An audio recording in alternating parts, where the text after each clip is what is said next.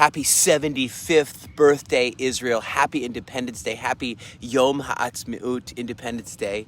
Who has ever heard of such things? Who has ever seen things like this? Can a nation be brought forth in a moment, in a day? Here at the Sea of Galilee, I'm thinking about Isaiah 66 verse 8, right? It's the miracle. It says, no sooner has Zion come into labor than that she gives forth her children. This is a miracle which happened. These 75 years have been miraculous. And we're celebrating 75 years of God's protection, his goodness, his provision. And you know what? I just love how God loves this nation so much. Deuteronomy 11 verse 12. His promises are true, and they're true forever, right? It's a pile of miracle upon miracle upon miracle. And, you know, even it strains the imagination to think that this is possible, this country, you know? Living here is miraculous. The state of Israel shouldn't even exist, really. Because take stock of all the events that have happened. Remember 1948, people coming from the Holocaust, Jewish people coming here to the Promised Land, making Aliyah. What awaited us? What awaited us? War. Now, and the first miracle is really the survival of the Jewish people. Think about this. After 2,000 years of diaspora, being kicked out of almost every country in Europe, and throughout history, Jewish people have been exiled, you know, and even kicked out of those countries of exile. But yet, we didn't lose our language. We didn't lose our Jewishness, and we came back to the Promised Land. You remember the Romans back in the day? Titus destroys our temple, and we're kicked out. The light goes out, but yet there's an ingathering. It's called Aliyah.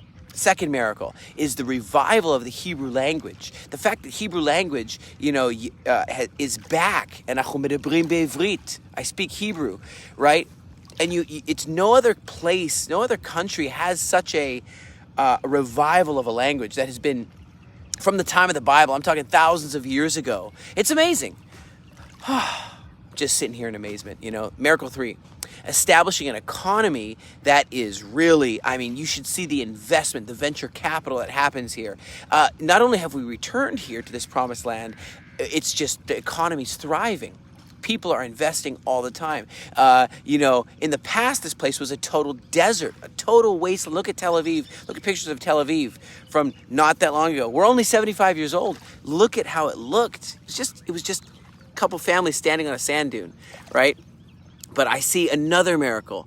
This Aliyah, right, in the beginning, the first pioneers, Look at it in 1904 to 1914, right? This is what was called the second Aliyah. It really is a wave that people had just nothing here. It was swamps.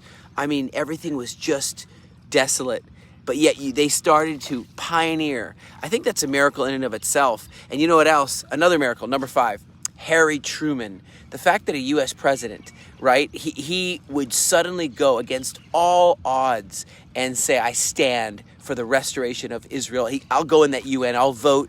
I don't want those, you know, his friend Eddie Jacobson, his Jewish friend, and they were together, and he says, I want to vote so that the Jewish people will be able to have a place to come from those concentration camps and not spend another winter in those concentration camps and come to the Promised Land.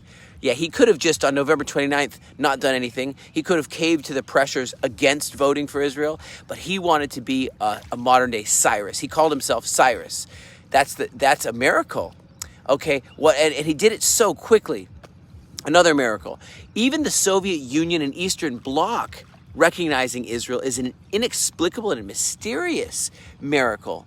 Right, that the Soviets would recognize Israel as well. You know, following the end of World War II, despite Joseph Stalin's distrust of all of America's moves within the international arena, the Soviet Union, including 4 of its satellite states, which is Belarus, Ukraine, Poland, and Czechoslovakia, voted alongside the U.S. in favor of the UN Resolution 181 for Israel, right?